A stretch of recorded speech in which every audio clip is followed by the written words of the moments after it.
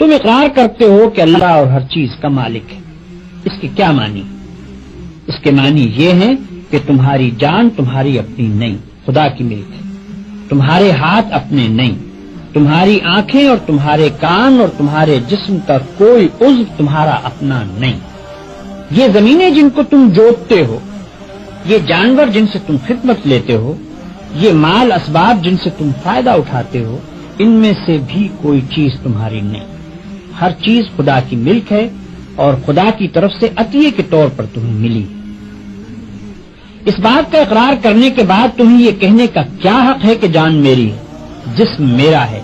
مال میرا ہے اور فلاں چیز میری ہے؟ دوسرے کو مالک کہنا اور پھر اس کی چیز کو اپنی قرار دینا بالکل ایک لغو بات ہے۔ اگر در حقیقت یہ بات سچے دل سے مانتے ہو کہ ان سب چیزوں کا مالک خدا ہی ہے تو اس سے دو باتیں خود بخود تم پر لازم ہو جاتی ہیں۔ ایک یہ کہ جب مالک خدا ہے اور اس نے اپنی ملکیت امانت کے طور پر تمہارے حوالے کی ہے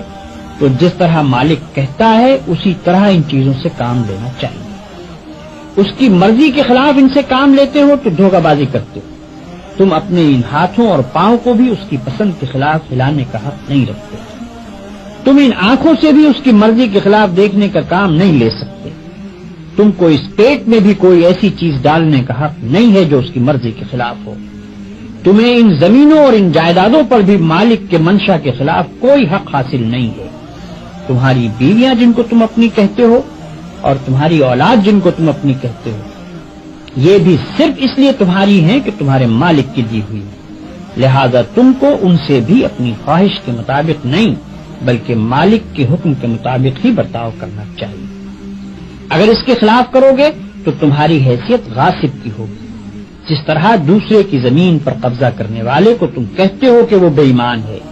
اسی طرح اگر خدا کی دی ہوئی چیزوں کو تم اپنا سمجھ کر اپنی مرضی کے مطابق استعمال کرو گے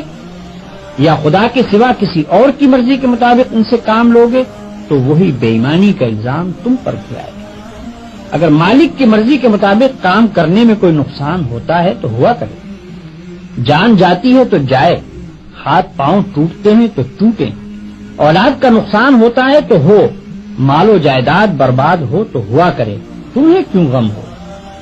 جس کی چیز ہے وہی اگر نقصان پسند کرتا ہو تو اس کو حق ہے